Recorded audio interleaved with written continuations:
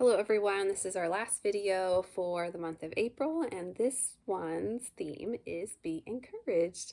So I just want to encourage you, if you're watching this and you're maybe on the fence about homeschooling, maybe you have tried homeschooling in the past and it hasn't really worked out for you, or you feel like it's just not a good fit for your family.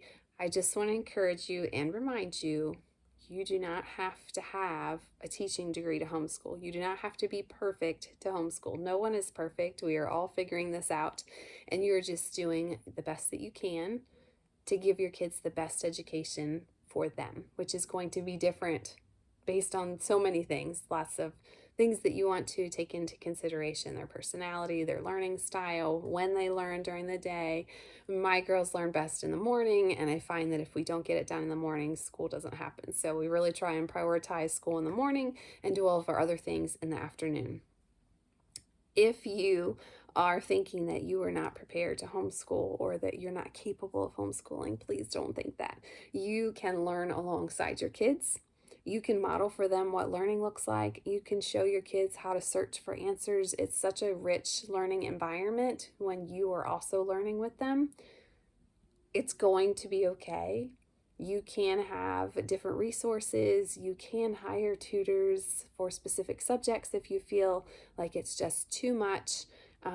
I have a background in education. I went to college to be a teacher and I taught for over 10 years. So I have both sides of the spectrum as far as teaching in a classroom and teaching in my home. And hands down, my home obviously is way better because you have such a smaller group that you're working with. Even if you have a big family, the ratio of teacher to student is just unbeatable.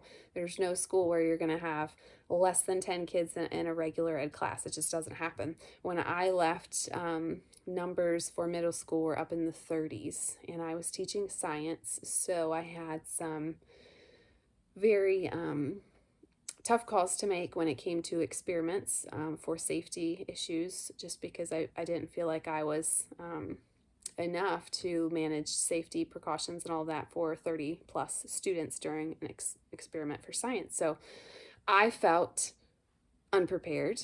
I felt frustrated, and your kids, if they are going if they're in public school, they are sometimes going to pick up on that from the teacher. Even your best teachers are very limited in what they're able to do just because of the way the system is designed and all of the stress and regulations and requirements that are placed on teachers. It is not an easy job. It can be a great environment, but there are a lot of things that can take away from that as well. So I'm not bashing public school. I'm just saying I feel like homeschooling is so much better for your kids and so much better for you. Even if you feel like it's a little overwhelming, it's okay. I am in pre-K and third grade with my kids so far, and I am focusing on getting foundational skills in, and I am not worried about calculus yet for high school. That is not even on my radar. Once we get a little bit closer, then I will start investigating things with the math and things that I might not feel adequately prepared for. If you have a kindergartner and you're thinking about homeschooling, you do not have to worry about high school yet. Okay, let's take it one step at a time, 1 year at a time. You don't need to worry about years and years into the future. So you do not have to know everything. If your child has a question that you don't know the answer to, you could say something like, that's a really interesting question. Let's find out the answer together. We've gone down so many rabbit holes with my response is like that, after I say that, and it's pretty interesting what you uncover, and your kids are so invested in that because that was their question that you're answering, so they're going to remember that and store that in a different way than if you were just going to throw a worksheet at them and have them complete practice problems. Like if they have thought of the question and then you go through the process of searching for the answer, then you can always teach them how to find a reputable source. You can talk about how there is misinformation everywhere, especially on the internet, and just because they read it online doesn't mean that it's true. So there's lots of rich conversation that can come from that, and you're teaching them life skills along the way. So win-win in my book. I want you to also think about how you started as a parent, How did you know what to do? What did you do when you didn't know something? Did you read a book from an expert? Did you search online? Did you talk to other moms? Did you call your mom? There were things that you might not have known what to do when you brought your baby home, and you just figured them out. Or you learned from your mistakes, or the baby was able to show you what it needed. It's crying, and you eventually figure out, oh, she was hungry, or oh, he needed a diaper change. It's very similar in homeschooling. You just have to figure out what works for your kids and what your kids need. And depending on their ages, they may not be able to tell you, but you'll be able to figure it out as you go through some things. So my girls are very active, so we have to do lots of movement. With our homeschool, we have to take lots of breaks, and I know that I cannot push my little ones longer than about 15, maybe 20 minutes, and they're about maxed out. So we'll do very simple things. We're just doing like pre-K stuff, so like letters and numbers and counting and practicing writing and recognizing their name and matching uppercase letters and lowercase letters, and very foundational skills, but I know that they have a very small window of time that I have their attention, so I have to really cram it in to pack in what I can when I can. Another thing I would recommend is to find a community. You want to find a group of other moms who are homeschooling. Maybe you find a co-op. Maybe you join a more structured group that meets once a week. Maybe you find a group that does field trips once a month. Maybe you just have some families over for play dates on a kind of a regular basis. You're going to want to find some kind of community that you can connect with that is on the same level as you as far as your core beliefs and the way that you homeschool. Maybe you want to bounce ideas off of each other. It's just nice to have a community, because homeschooling can be very lonely and it can be overwhelming, and you might want to throw in the towel and quit if you don't have a support system or you don't have other moms who can relate to what you're going through and maybe give you advice. It's always nice to find moms who have older kids, so they can kind of like cast that vision for you if you're having like a really rough day with your little ones and you're ready to throw in the towel, and then you're able to see what they're capable of as they get older. That's always nice if you can find a mom with some older kids. It's nice to have community. You need community for everything, especially for homeschooling. I have found that it's very difficult to homeschool without a community and some kind of regular contact with other families. It's very easy to make excuses and brush things off. When you have a community and a support group, there's kind of that accountability there also. So I think it's really important to find that. You can just search online for homeschool groups.